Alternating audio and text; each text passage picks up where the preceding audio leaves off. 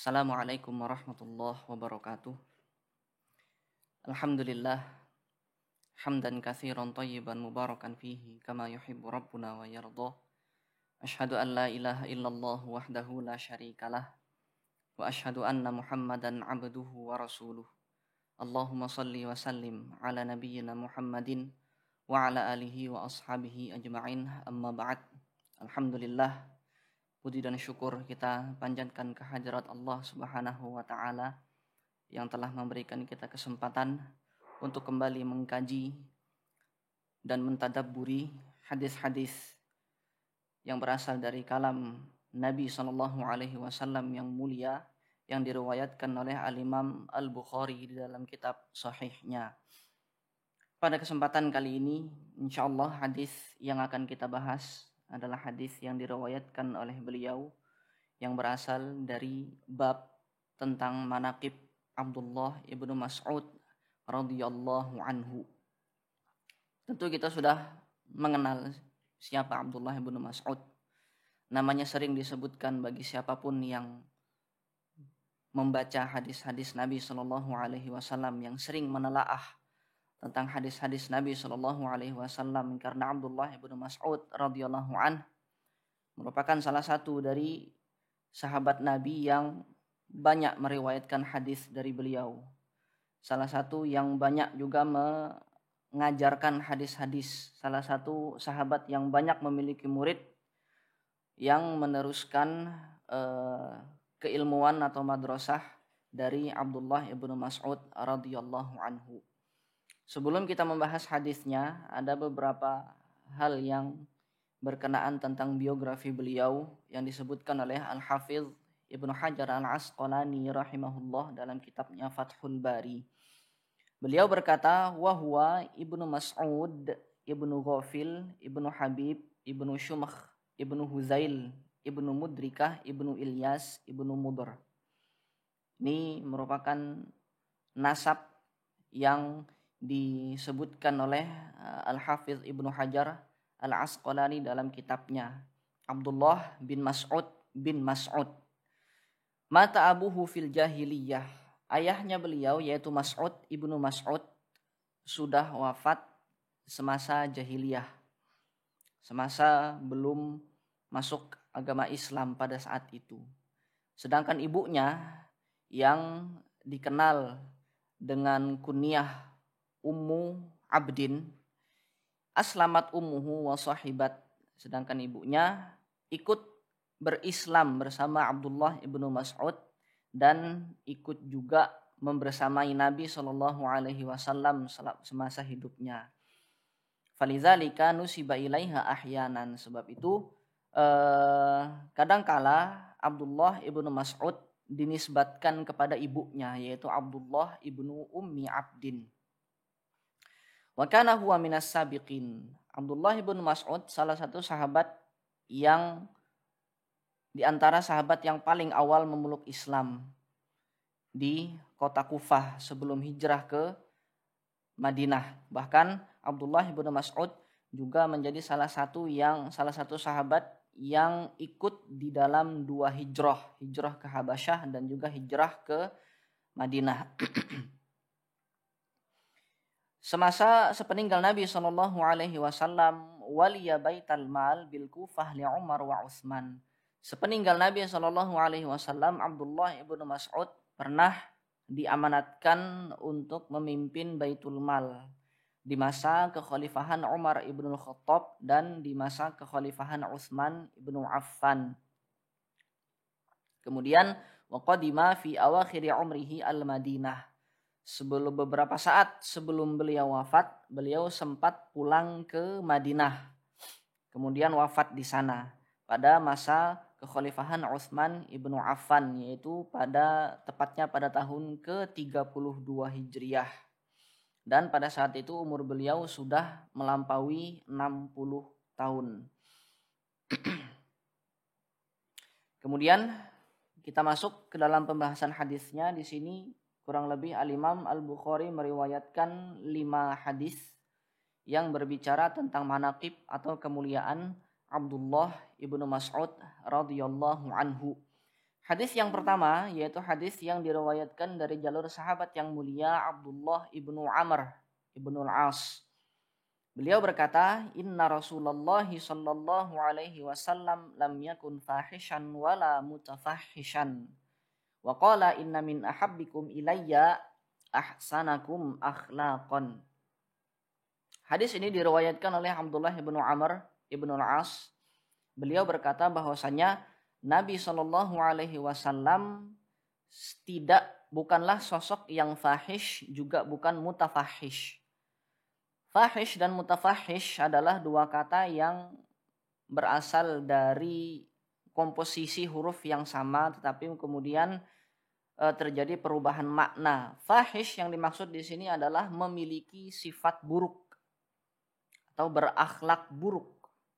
Sedangkan mutafahish maksudnya di sini adalah melakukan sifat buruk tersebut. Jadi secara fitrah Nabi Shallallahu Alaihi Wasallam sudah tidak memiliki sifat yang buruk. Kalau beliau tidak memiliki sifat yang buruk, maka tidak mungkin beliau melakukan sebuah keburukan. Itu yang ingin ditekankan di dalam hadis ini. Yang ingin ditekankan oleh Abdullah ibnu Amr ibnu Al-As bahwasannya Nabi Shallallahu Alaihi Wasallam bukan pribadi yang memiliki sifat yang buruk.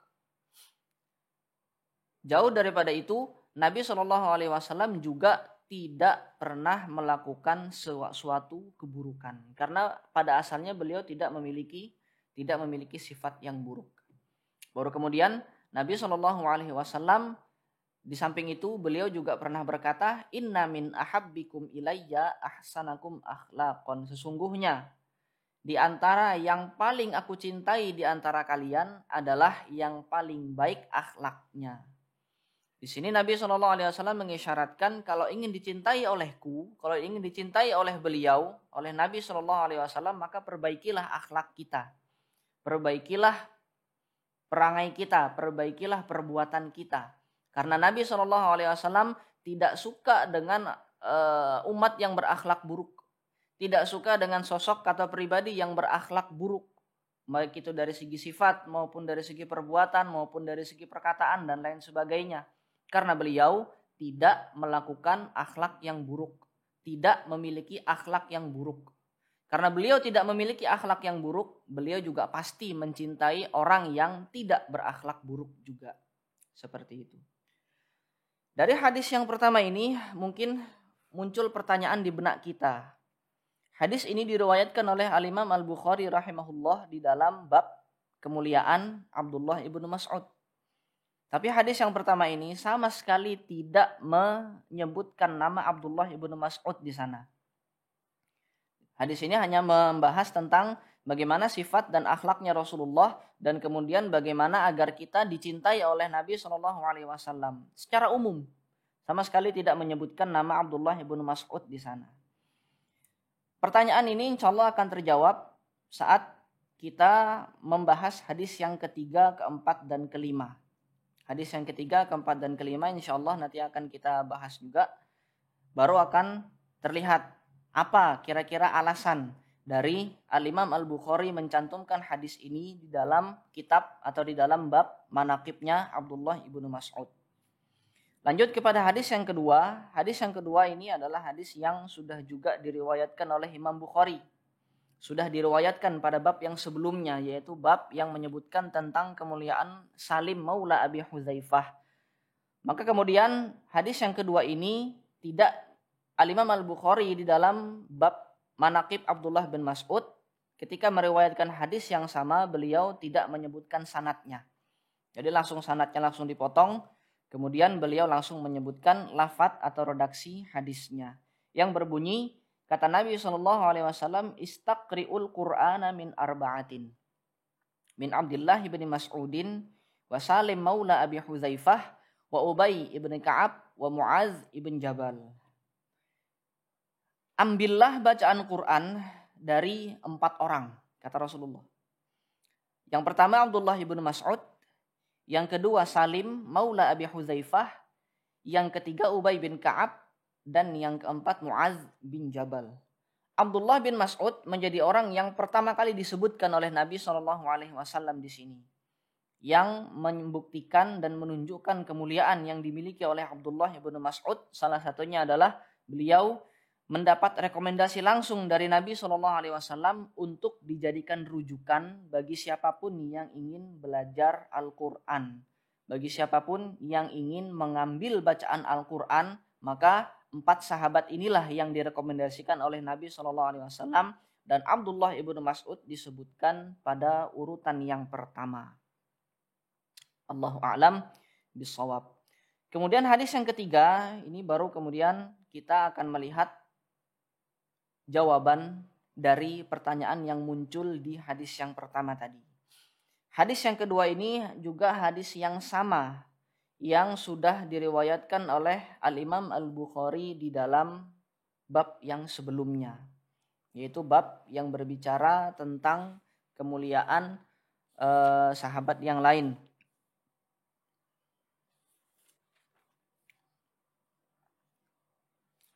Baik, maka pada bab yang ini Nabi SAW kembali meriwayatkan hadis ini karena memang hadis ini menyebutkan, mengisyaratkan nama Abdullah ibnu Mas'ud di dalamnya. Hadis ini berisi sebuah kisah saat Alqamah datang ke negeri Syam. Alqamah datang ke negeri Syam untuk menuntut ilmu dan untuk bertemu dengan ulama-ulama yang ada di negeri tersebut. Suatu ketika kata Alqamah, dakhaltu Syama fa shallaitu rak'ataini. Faqultu Allahumma yassirli jalisan. Di dalam riwayat lain disebutkan Allahumma yassirli jalisan sholihan. Alqamah ketika masuk ke negeri Syam, pertama kali yang beliau ucapkan adalah sebuah doa, meminta kepada Allah untuk dipertemukan dengan teman duduk yang soleh, teman duduk yang bisa mengantarkan kepada amal-amal perbuatan yang baik. Fara'aitu syaikhan muqbilan falamma dana qultu arju an yakuna istajaballah. Kemudian Alqamah bertemu dengan seorang yang sudah berumur, syekh, yang juga duduk di sebuah majelis yang sama, di mana Alqamah ikut duduk bersama dengan syekh tersebut. Ternyata syekh tersebut adalah salah seorang sahabat Nabi Sallallahu Alaihi Wasallam yang juga bermukim di Syam. Kemudian Alqamah berdoa kembali kepada Allah agar doa yang tadi dikabulkan. Kemudian saat bertemu dengan syekh tersebut terjadilah dialog atau perbincangan. Syekh tersebut bertanya kepada Alqamah, min aina anta? Anda berasal dari mana? Alqamah kemudian menjawab, qultu min ahlil Kufah. Aku berasal dari Kufah. Kemudian syekh tersebut seperti ingin bertanya kepada Alqamah untuk apa datang ke negeri Syam. Sementara di Kufah itu sendiri sudah banyak tersebar ulama-ulama dari kalangan sahabat. Ditanyakan kepada Alqamah, afalam yakun fikum sahibun na'laini wal wisadi wal mitharati. Awalam yakun fikum allazi ujira minasyaitan. Awalam yakun fikum sahibus sir allazi la ya'lamuhu ghairuhu. Bukankah di Kufah itu sendiri sudah ada seorang, di sini disebutkan gelarnya, yaitu sahibun na'laini wal wisadi wal mitharah. Orang yang pertama disebutkan oleh syekh ini tadi, bukankah di Kufah sudah ada sahibun na'laini? Secara bahasa yang dimaksud di sini adalah yang memiliki 2 sandal. Juga yang memiliki bantal. Kemudian yang memiliki tempat berwudu. Apa yang dimaksud? Yang dimaksud orang ini adalah Abdullah ibnu Mas'ud. Kenapa beliau digelari sahibun na'laini, yang memiliki 2 sandal? 2 sandal yang dimaksud di sini adalah sandalnya Rasulullah. Yang memiliki bantal, yang dimaksud bantalnya Rasulullah. Yang memiliki tempat berwudu, yang dimaksud tempat berwudunya Rasulullah, bejananya Rasulullah. Kenapa beliau digelari dengan gelar yang seperti ini? Karena ternyata Abdullah ibnu Mas'ud semasa hidupnya mengabdikan diri kepada Nabi SAW. Beliau yang mencurahkan pelayanan kepada Nabi SAW. Beliau yang menyiapkan sandalnya Rasulullah ketika Rasulullah akan pergi. Beliau yang menyiapkan tempat tidurnya Rasulullah ketika Rasulullah akan beristirahat. Dan beliau juga yang menyiapkan tempat wudunya, bejana untuk Rasulullah berwudu di situ. Maka kemudian para sahabat yang lain menggelari Abdullah bin Mas'ud saking dekatnya dengan Rasulullah, saking dekatnya dengan rumahnya Rasulullah, dan hampir setiap hari bertemu dengan Nabi SAW karena memang beliau mengabdikan diri kepada Nabi SAW sampai-sampai beliau digelari yang memiliki 2 sandal, yang memiliki bantal, dan yang memiliki tempat berwudu. Di sini membuktikan, menunjukkan kedekatan yang dimiliki oleh Abdullah ibnu Mas'ud dengan Nabi SAW. Abdullah ibnu Mas'ud memang mengabdikan diri kepada Nabi SAW semasa hidupnya. Ketika seseorang sudah memiliki kedekatan yang intens seperti ini, karena tidak semua sahabat memiliki kesempatan untuk menyiapkan sandalnya Nabi, tidak semua sahabat memiliki kesempatan untuk menyiapkan tempat tidurnya Nabi atau mengambilkan air untuk Nabi berwudu. Tidak semua sahabat seperti itu. Abdullah bin Mas'ud menjadi salah satu sahabat yang memiliki kesempatan sedekat itu dengan Nabi SAW. Ketika 2 sosok sudah memiliki kedekatan, maka kedekatan tersebut akan menyebabkan tertularnya sifat kepada sosok yang dekat tersebut. Seperti ini. Ketika Nabi SAW dijelaskan pada hadis yang pertama tadi, bahwasanya Nabi SAW tidak memiliki sifat buruk dan juga tidak melakukan sifat yang buruk. Artinya beliau memiliki akhlak yang mulia. Ketika dijelaskan bahwasanya Abdullah bin Mas'ud memiliki kedekatan yang intens dengan Nabi SAW, sudah barang tentu sifat yang dimiliki oleh Nabi SAW ini akan tertular kepada Abdullah ibnu Mas'ud. Disinilah jawaban dari pertanyaan yang muncul di hadis yang pertama tadi. Bahwasanya Al-Imam Al-Bukhari ingin menegaskan bahwasanya ini loh sifat yang dimiliki oleh Abdullah ibnu Mas'ud. Hampir mirip, hampir sama dengan sifat yang dimiliki oleh Nabi SAW. Karena beliau memiliki kedekatan yang khusus dengan Nabi SAW. Kalau Nabi SAW dinyatakan tidak memiliki sifat yang buruk dan tidak melakukan sifat yang buruk, maka itulah yang juga dimiliki oleh Abdullah ibnu Mas'ud. Beliau juga bukan seorang sosok yang fahish, juga bukan sosok yang mutafahish. Kalau Nabi SAW ditegaskan sebagai sosok yang baik akhlaknya, maka bisa dipastikan Abdullah ibnu Mas'ud juga memiliki perangai atau akhlak yang baik. Karena kedekatan yang dimiliki oleh beliau dengan Nabi SAW, maka sifat yang dimiliki juga akan mirip dengan orang yang didekatinya itu. Allahu a'lam bishawab. Hadis yang selanjutnya, hadis yang keempat, ini juga masih berbicara tentang sifatnya Nabi, sifatnya Abdullah ibnu Mas'ud radhiyallahu anhu. Diriwayatkan dari Abdurrahman ibnu Yazid, qala sa'alna Hudzaifah an rajulin qaribis samti wal hadi minan nabiy sallallahu alaihi wasallam hatta na'khudha anhu. Abdurrahman ibnu Yazid, salah seorang ulama dari kalangan tabi'in, pernah bertanya kepada Hudzaifah ibnul Yaman. Hudzaifah ibnul Yaman ditanya, siapakah seseorang yang memiliki kedekatan kepada Nabi SAW dari segi sifat dan dari segi perjalanan hidup, dari segi petunjuk, dari segi samat dan dari segi al-hadi, dari segi sifat dan dari segi tata cara hidup. Yang paling dekat dengan Nabi SAW dari 2 segi ini, sampai kami nanti akan mengambil ilmu dari orang tersebut. Maka jawaban yang dilontarkan oleh Hudzaifah ibnul Yaman saat mendengarkan pertanyaan ini, beliau berkata, ma a'rifu ahadan aqraba samtan wa hadiyan wa dallan bin Nabi sallallahu alaihi wasallam min ibni ummi abdin. Aku tidak mengetahui orang lain yang lebih dekat dari segi sifat, dari segi cara hidup, dan dari segi sikap dengan Nabi Shallallahu Alaihi Wasallam, aku tidak mengetahui orang yang lebih dekat dari tiga sisi ini kepada Nabi Shallallahu Alaihi Wasallam daripada ibnu Ummi Abdin, yaitu Abdullah ibnu Mas'ud.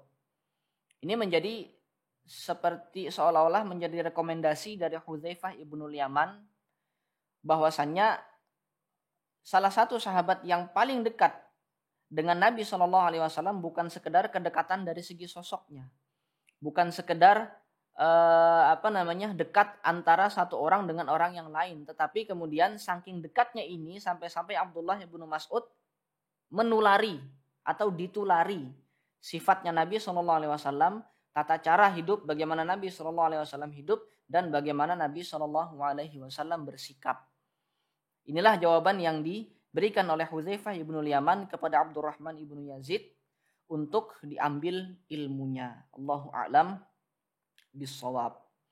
Hadis yang terakhir yaitu hadis yang kelima yang diriwayatkan oleh Al-Imam Al-Bukhari dalam bab Manaqib Abdullah ibnu Mas'ud adalah hadis yang diriwayatkan dari Abu Musa Al-Asy'ari radhiyallahu anhu saat pertama kali beliau memasuki kota Madinah.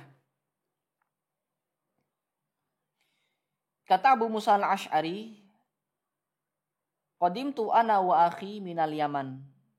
Suatu ketika aku pertama kali bersama dengan saudaraku datang dari negeri Yaman. Famakathna hinan ma nara illa anna Abdullah bin Mas'udin rajulun min ahli baitin Nabi sallallahu alaihi wasallam lima nara min dukhulihi wa dukhuli ummihi 'ala Nabi sallallahu alaihi wasallam. Saat pertama kali Abu Musa Al-Asy'ari bersama dengan saudaranya ini datang dari negeri Yaman,